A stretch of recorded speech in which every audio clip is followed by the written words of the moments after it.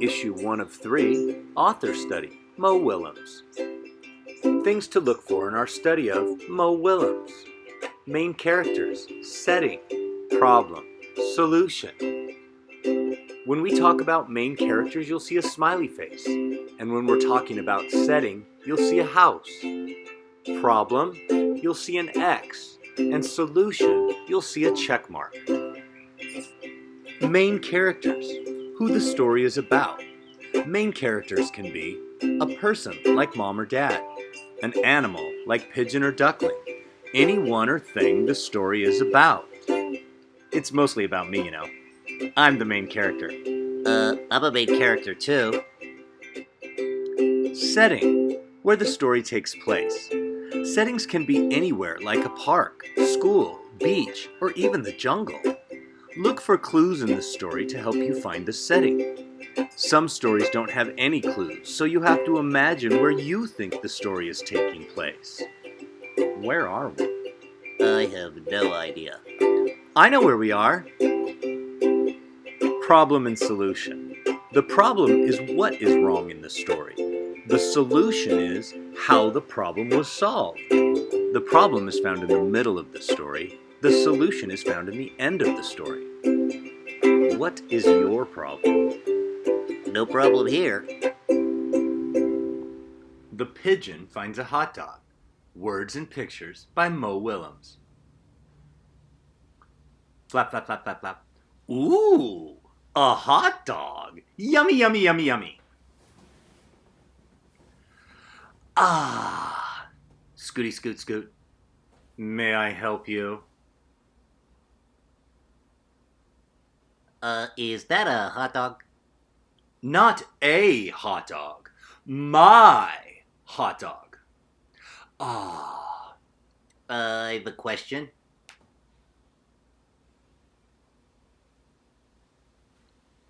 I've never had a hot dog before. What do they taste like? Well, they are a taste sensation. Each morsel is a joy, a celebration in a bun. If you've never experienced the splendor of a hot dog, you should really... Wait a second. This hot dog is mine. I found it. Of course. Enjoy. Go ahead. Would you say that it tastes like chicken? Can you believe this guy? What? It just tastes like a hot dog, okay? Okay. So, it doesn't taste like chicken then? Oh, for Pete's sake. Hey, I'm a curious bird. That's it! It's my hot dog, right? This is unbelievable. Mine. Finders keepers is what I say. I'm a curious bird. What do they taste like? Blah, blah, blah. I can't take it anymore. Yeah, right. What am I supposed to do?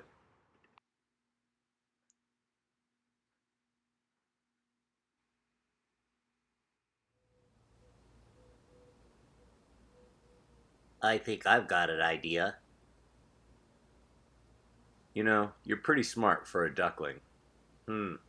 Needs mustard.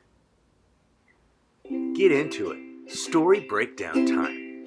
What did you learn? Main characters. Who was the story about? It was about me. I'm the main character. And I'm a big character too. It's mostly about me, you know. And me. Setting. Where did the story take place? No clues here. No clues here either. Nope, none here. And still no clues. So I guess we will have to use our imaginations. Setting. Where could you find a pigeon and a duckling? Maybe the setting is near a lake. The setting could be in a zoo. even in a park. And maybe by a river. But definitely not in a plane. That would be silly. Problem and solution. What was the problem? Think about it. Dig deep. There was only one hot dog, but two birds. Problem and solution. What was the solution? Think about it. Think. Pigeon decided to share his hot dog. Like I always say, sharing is caring. Still needs mustard. Mr. Berg's guided drawing. Pigeon and Duckling. Okay, let's draw Pigeon and Duckling. We're going to start with Pigeon's head, and we're doing the side view, which is also called the profile. So you want to start with a big circle, and then you want to add a smaller circle inside, and then a third smaller circle inside of that one. And you're going to color that in, and that will be the pupil, which is the black part of the eyeball. Okay. And now you're going to give him a beak. And his beak is going to be a curved line like this and then straight back. And then instead of going parallel and going straight across, you're going to curve this line down like his mouth is open. And then you're going to curve it back and give him a beak. And now for his neck, you're going to do a number 11. And he's got a stripe right there in the middle of his neck, okay? And now for his, I'm going to extend that neck just a little bit longer. And his back, you're going to come straight across, almost like a backwards L, a 90-degree angle like that. And then this side, you're going to curve it. So you're going to curve it out like that's his chest. And then you're going to come all the way back around and aim for that line. And if you get a little off like I did, just extend that line to bring it to the point. And that's the end of his tail. And then we're going to add his legs, which is, again, just a number 11. And then he has, slide that up a little bit so you can see. There we go. He has 1, 2, 3 toes. 1, 2, 3 toes on each side. Okay. Now, for his wings, you're going to do like the letter V, but instead of coming straight back, you're going to curve this side just a little bit. And then we're going to do the same thing up here and curve this one around. And Pigeon is always yelling or screaming about something. So we want to give him some movement lines, okay?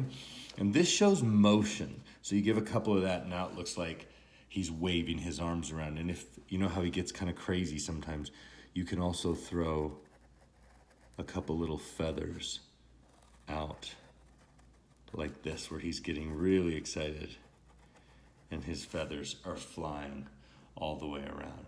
And if you want to give him a little attitude, you can add an eyelid, and that eyelid comes right across the top here like this. And that really kind of makes him look like he's a Mr. Know-It-All, okay?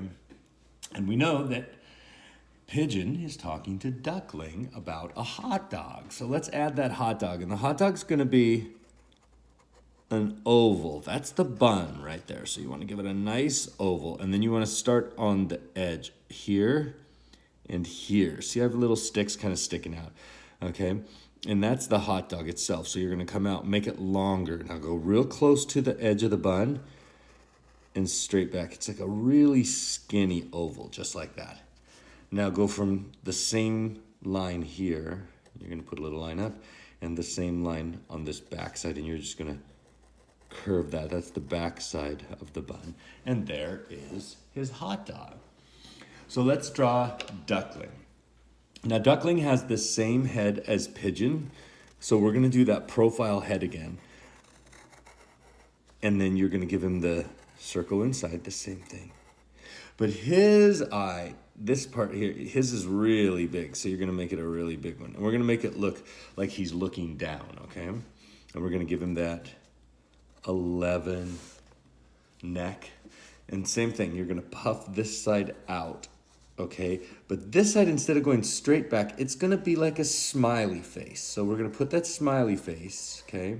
And then bring this side and puff it out, bring it all the way back up and touch it up there. Same thing on his wing, a little V, and then make a little one sticking out front just like that. And then you're going to give him his feet, which come down the 11, okay? But his feet are a little different. their big fat flat feet. So one goes that way and one goes that way. Now, he does not have a beak, he has a bill.